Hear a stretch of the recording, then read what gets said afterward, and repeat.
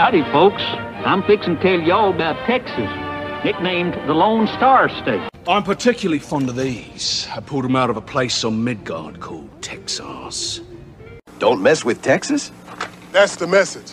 I'm Walker, and I'm Texas Ranger. Anything for Salinas. I guess that deep in my heart, I'll always be a Texas girl.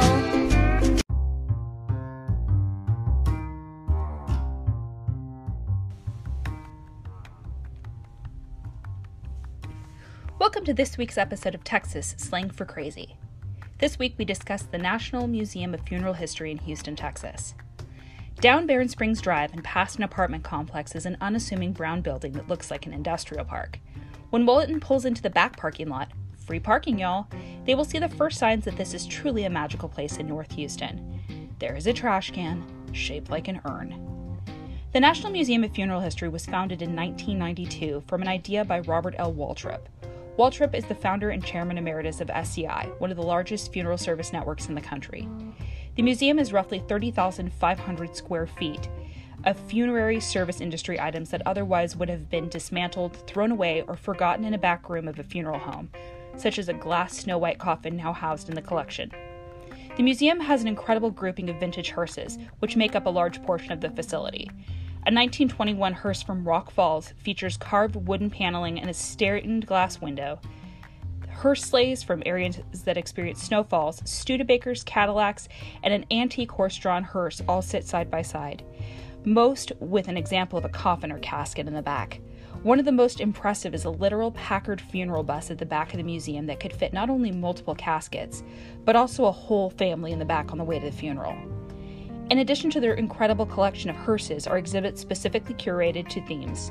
Thanks for the Memories is a massive collection of funeral programs and memorabilia from celebrity funerals. You can see the funeral program from John Wooden's funeral, as well as Whitney Houston, a funeral card for Mary Tyler Moore, and even one for legendary mob boss John Gotti. The exhibit features interactive options, such as a game where you can guess the epitaph for celebrity graves from the areas of music, television, and film. My friend and I were not great at this game. We did do pretty well in the area of the television section, so I guess that's something. A book sits open for guests to investigate the death certificates of many celebrities, including Marilyn Monroe. Speaking of Marilyn, the original marble slab from her gravesite is on display, clear of lipstick kisses.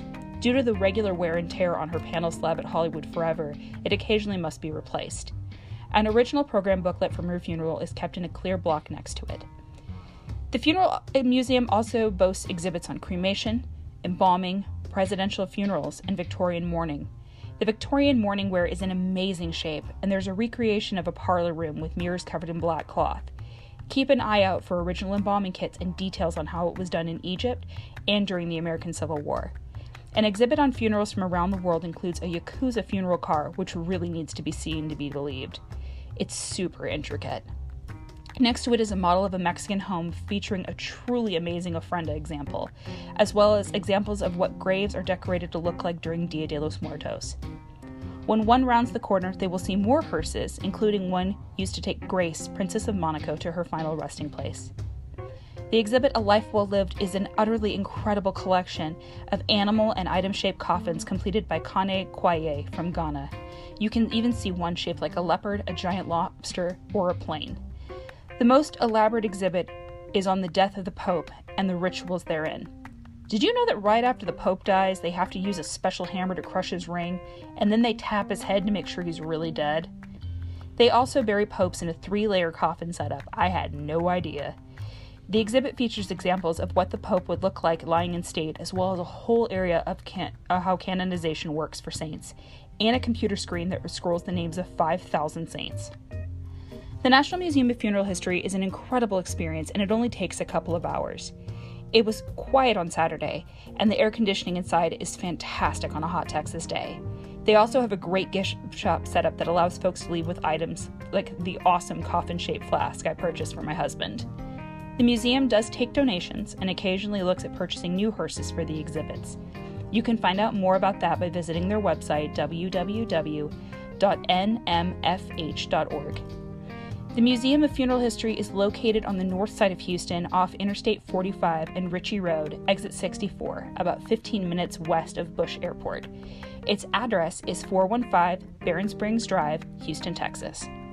If you've got a really cool Texas find you'd like to share, feel free to email us at txslangforcrazy@gmail.com. We're also on Twitter and Instagram as txslangforcrazy and on Facebook as Texas Slang for Crazy. Thanks so much for listening.